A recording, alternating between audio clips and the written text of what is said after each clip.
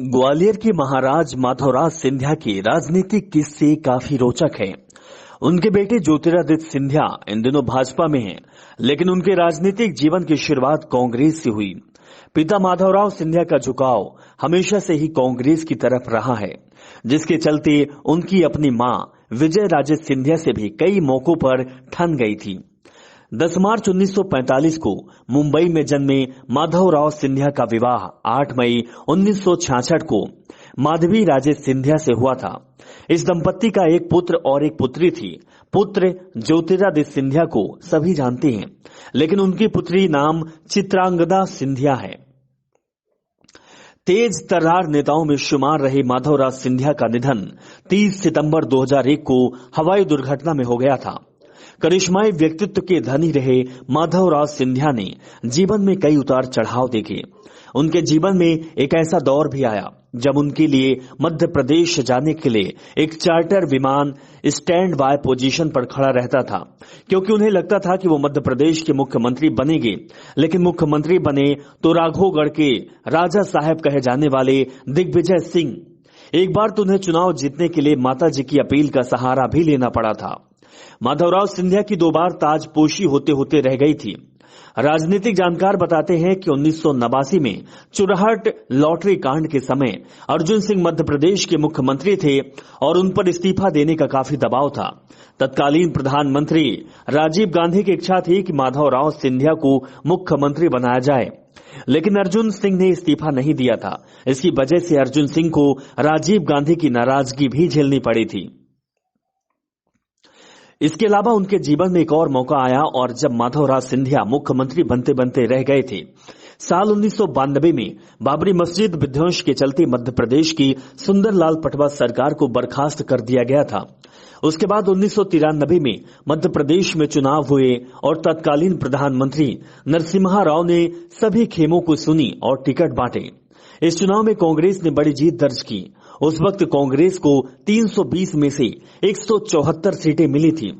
चर्चा छिड़ गई कि मुख्यमंत्री किसे बनाया जाए। तब 3 लोगों का नाम काफी ज्यादा चल रहा था, जिसमें श्यामा चरण शुक्ल, माधवराव सिंधिया, सुभाष यादव शामिल थे। माधवराव सिंधिया के लिए यहां तक कहा जाता है कि दिल्ली में एक विमान स्टैंड बाय पोजीशन में रखा गया था, क्योंकि कभी भी माधवराव सिंधिया को ताजपोशी के लिए भोपाल जाना पड़ सकता है। लेकिन नरसिम्हा राव ने इस तमाम लोगों को अनदेखा करते हुए अर्जुन सिंह के विश्वास पत्र रहे दिग्विजय सिंह की ताजपोशी करने का ऐलान कर दिया। ऑक्सफोर्ड विश्वविद्यालय से पढ़ाई करने के बाद उन्होंने पहली बार जनसंघ से टिकट पर चुनाव लड़ा। ये उनका राजनीतिक समय था। राष्ट्रीय स्वयंसेवक संघ यानी कि आरएसएस से उनके परिवार का गहरा नाता रहा। उनकी मां विजय राजे सिंधिया पहले कांग्रेस में थी, लेकिन फिर 1969 में तत्कालीन इंदिरा गांधी सरकार ने प्रिंसली स्टेट की सारी सुविधाएं छीन ली थी। इसके बाद विजय राजे सिंधिया ने कांग्रेस को अलविदा कहते हुए जनसंघ की सदस्यता ग्रहण कर ली थी।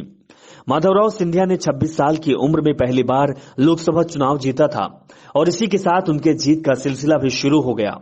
आपातकाल के बाद 1977 में हुए चुनावों में भी माधवराव सिंधिया ने गुना से दोबारा जीत दर्ज की थी। इस चुनाव में उन्होंने निर्दलीय उम्मीदवार के तौर पर अपनी दावेदारी पेश की थी और सफल भी हुए थे।